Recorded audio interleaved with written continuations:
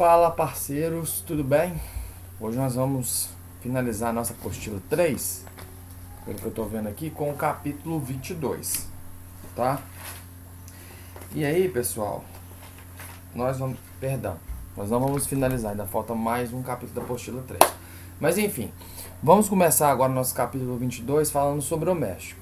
Gente, o México, na divisão do continente americano, se eu levar os aspectos físicos, ele está na América do Norte, juntamente com Estados Unidos e Canadá. Se eu levar em consideração os aspectos históricos, sociais e econômicos, o México está na América Latina, juntamente com o restante do continente, com a exceção dos Estados Unidos e Canadá. Lembrando que Estados Unidos e Canadá, nessa divisão histórica e econômica, eles compõem a América Anglo-Saxônica, que é a América desenvolvida. E o México, com os demais países, inclusive o Brasil, faz parte da América Latina, que é a América subdesenvolvida, tá? Então nós vamos começar aqui caracterizando o país México. Isso aqui, gente, é a área do México. O México ele faz divisa aqui com os Estados Unidos na parte norte, nordeste e a parte noroeste, tá? Aqui ao sudeste do México, um pouquinho do sul, faz divisa com Belize e Guatemala, aqui na América Central. Aqui nós temos o Golfo do México, que é uma área aqui banhada pelo Oceano Atlântico, onde nós temos aqui cidades famosas, né? Próximas aqui a essa região. E nós temos aqui, ó, a costa oeste banhada pelo Oceano Atlântico, onde nós temos aqui, ó, Acapulco. Lembra, todo mundo já viu Chaves? Então, Acapulco fica nessa região aqui. O México, ele tem nessa parte leste aqui, onde eu estou passando para você o mouse, terras bastante antigas aí, dominadas por planícies e planaltos. E aqui, ó, na costa oeste, nós temos aqui a Sierra Madre, tá? Que é uma região onde nós temos dobramentos modernos, ou seja, cadeias montanhosas que levam à formação de terremotos intensos, tá? O México, ele é o único país latino-americano na América do Norte, tá? Ele faz fronteira, como já falei para vocês, com o Mar do Caribe, onde está localizado o Golfo do México, o Oceano Pacífico no sentido leste-oeste, e também com os Estados Unidos, Belize e Guatemala no sentido norte-sul, ok? Aí, olha, gente, o México também, ele é caracterizado por ser um país emergente, ou seja, é um país subdesenvolvido, com uma situação um pouco melhorada, uma situação igual ao do Brasil, né? Ele se destaca muito na produção mineral, tá? Com prata, cobre, ouro, chumbo, mas principalmente petróleo. O México é riquíssimo em petróleo, tá? A economia mexicana, ela vem se destacando nos últimos 20 anos, tá? Desde que o Tratado Norte-Americano de Livre Comércio, NAFTA, foi implantado, e aí o seu PIB apresentou um crescimento, porém a renda per capita é ainda muito baixa, ou seja, nós que eu falo os mexicanos, tem grande quantidade de recursos econômicos, no entanto, na hora que eu pego aquele recurso e divido por cada mexicano, a renda per capita ainda é baixa, cerca de 1/3 da renda dos Estados Unidos. E a distribuição de renda dos mexicanos, assim como nós brasileiros, é uma distribuição muito, mas muito desigual. Quem é rico e quem é pobre com vontade, tá? Infelizmente, tá igual aqui. Agora, ó, qual que é a relação do México com o norte anglo-saxão, ou seja, com o Canadá e principalmente Estados Unidos? Gente, o México, ele ocupa uma posição estratégica por ser a maior fronteira latina com os Estados Unidos. Esse fato facilita o estreitamento das relações econômicas entre os dois países. No entanto, essa proximidade também gera alguns conflitos, tá? Algumas relações estabelecidas entre o México e o Canadá, elas são meio conflituosas. Dessas relações estabelecidas entre os dois países, os principais destaques ficam por conta do NAFTA, né, que é um acordo de livre comércio que existe entre Estados Unidos, Canadá e o México, tá? E uma relação conflituosa muito grande que existe é a migração ilegal, ou seja, a entrada de muitos mexicanos de maneira ilícita no território norte-americano, tá? Nós temos também a situação das indústrias maquiadoras, que a gente vai ver aqui mais para frente, tá? E também do tráfico de drogas. Pessoal, O NAFTA ele foi iniciado em 1994 e é um acordo que envolve os países da América do Norte, Estados Unidos, México e Canadá, visando a aproximação econômica desses países e assim melhorar a situação desses países envolvidos. O acordo ele desenvolveu uma política de comércio entre esses países com a aplicação de taxas menores, formando assim um bloco econômico regional. Então, o que seriam essas taxas menores? Por exemplo, observa aqui o meu celular. Se eu, mexicano, for comprar um celular norte-americano, como esses dois países eles estão dentro do NAFTA, os impostos são menores. Agora, se eu, brasileiro, vou comprar esse mesmo celular dos Estados Unidos, como eu não faço parte desse bloco, juntamente com os países da América do Norte, o que vai acontecer? As taxas dos impostos serão maiores. Então, resumindo de uma maneira geral, o NAFTA ele surgiu para que esses países possam fazer trocas comerciais entre si, no intuito de diminuir o quê? Diminuir as tarifas, os impostos que estão envolvidos nessas trocas, tá? Há uma livre circulação de mercadorias, mas não há uma livre circulação de pessoas. Justamente por quê? Porque se houver uma livre circulação de pessoas, muitos mexicanos irão para os Estados Unidos e para o Canadá, e não é isso que os Estados Unidos querem, tá?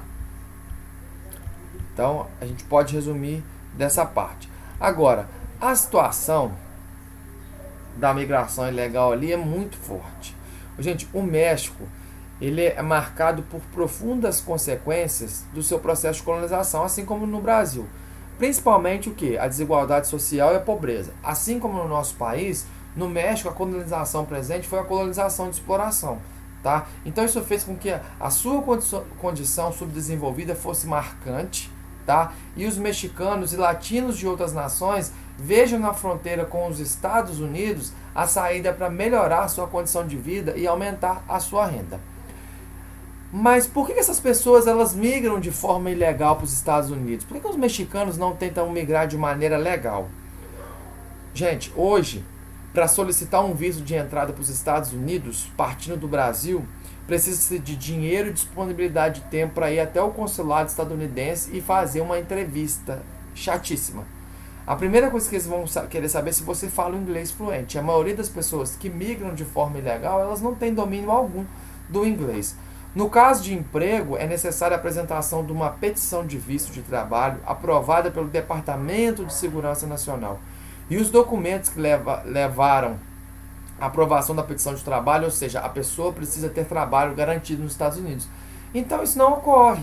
O que ocorre é que os mexicanos, os brasileiros, os latinos de uma maneira geral, eles vão para os Estados Unidos sem emprego. E lá que eles vão conseguir esse emprego. A esperança deles é essa.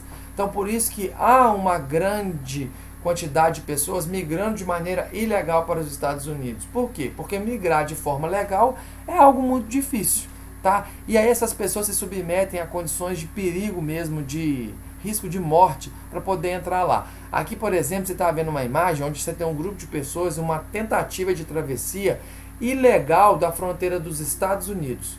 Tá? No caso aqui, tem uma opção para iludir a patrulha, que é flutuar em meio aos resíduos industriais do Rio Novo, perto do Calexico, na Califórnia.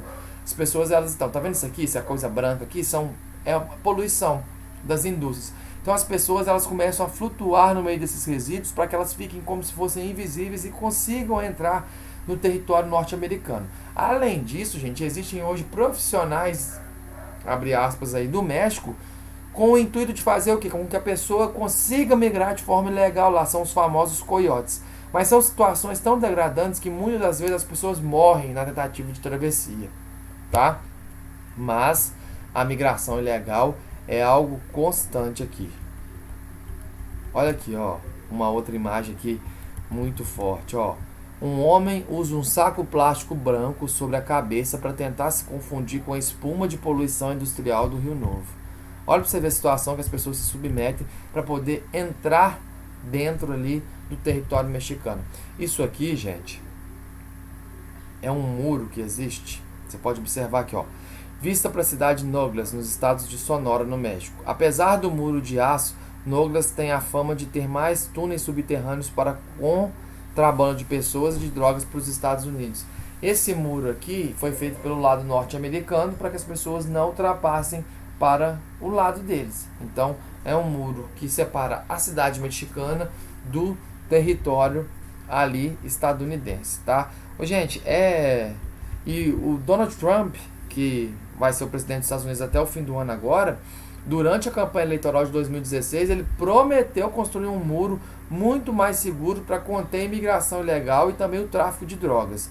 Esse projeto dividiu opiniões porque ele enfrenta desafios, como por exemplo a falta de recursos para sua execução. Ali, gente, na fronteira entre a cidade de Sandler Park, no Novo México, nos Estados Unidos, e Juarez, no México, várias patrulhas ficam vigiando as fronteiras. E você tem um muro aqui, ó, gigante, desse lado e aqui também, tá? É muito comum nos Estados Unidos, na fronteira com o México, haver esses muros, tá? O pessoal faz o muro mesmo para dificultar a entrada do mexicano nos Estados Unidos. Lembrando que essa fuga de mexicanos para os Estados Unidos está relacionada diretamente com a pobreza do México e com a riqueza existente no país norte-americano ali nos Estados Unidos.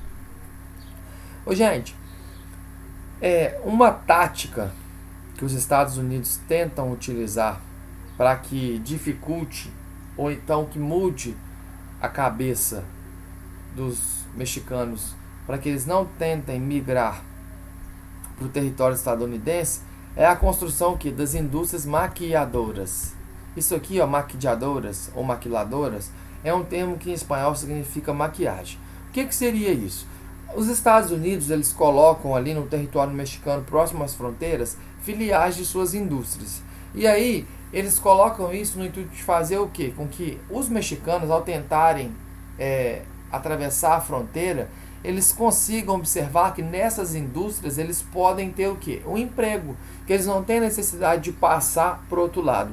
Essas indústrias, elas pagam um pouco melhor se comparado às indústrias propriamente mexicanas, tá? Mas elas não estão fazendo isso porque elas são boazinhas, elas estão fazendo isso também pensando no seguinte: eles vão desenvolver, eles que eu falo, os mexicanos, um trabalho que os norte-americanos também desenvolvem. No entanto, as empresas vão pagar menos por essa mão de obra mexicana do que pagariam para a mão de obra norte-americana. Entendeu? Então, a principal característica dessas indústrias maquiadoras é estarem situadas na fronteira, tá?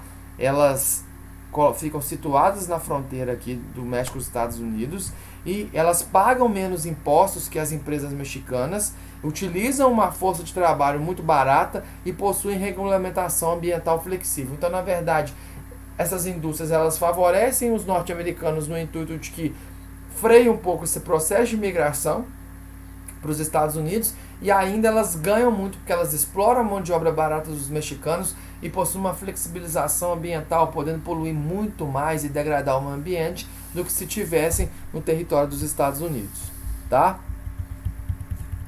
Agora, um outro problema sério ali no México é a questão do tráfico de drogas e armas, tá?